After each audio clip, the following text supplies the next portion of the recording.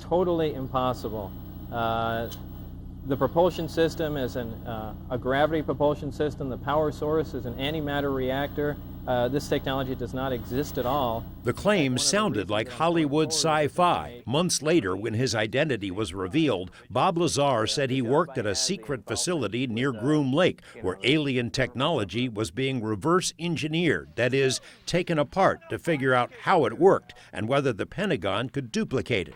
This is the simple drawing he made at the time. Here now I had access and was permitted to view and look at the operation of this main level with the gravity amplifiers and the level below. The premise seems less preposterous now. In a new documentary about Lazar, he describes in detail the spacecraft he worked on 30 years ago.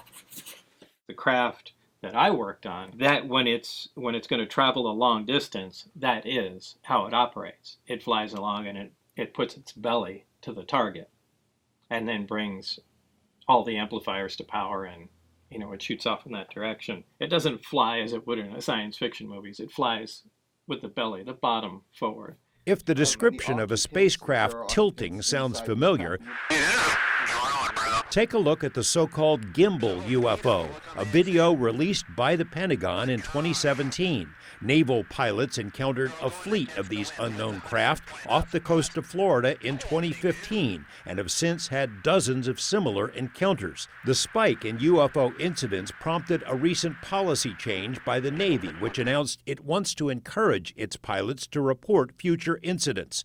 Pentagon officials reluctantly admitted to the New York Times 17 months ago that the military has secretly studied UFO incidents, in part so it might figure out the technology. In the gimbal video, there's a mechanistic turn against the wind without deceleration.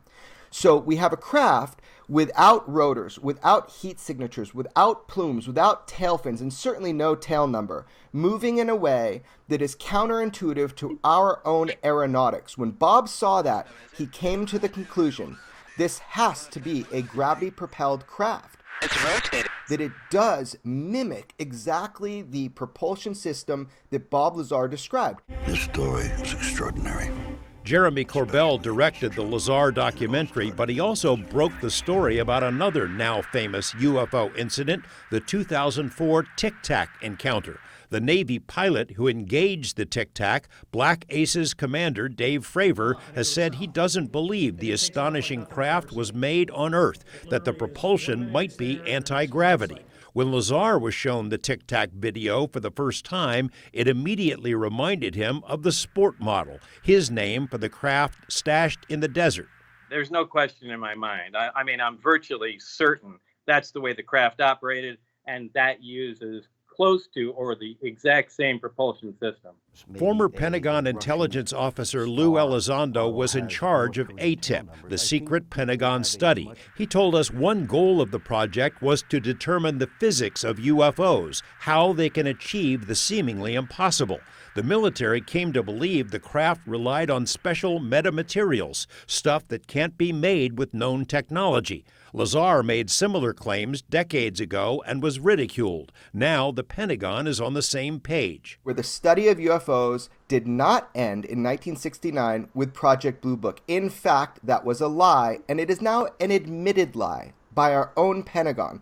We are living in a world where it is understood that there are craft technologically advanced from unknown origin that are performing maneuvers that far exceed anything of human technology. This has been going on a long time, and our government has been studying it. George Knapp, 8 News Now.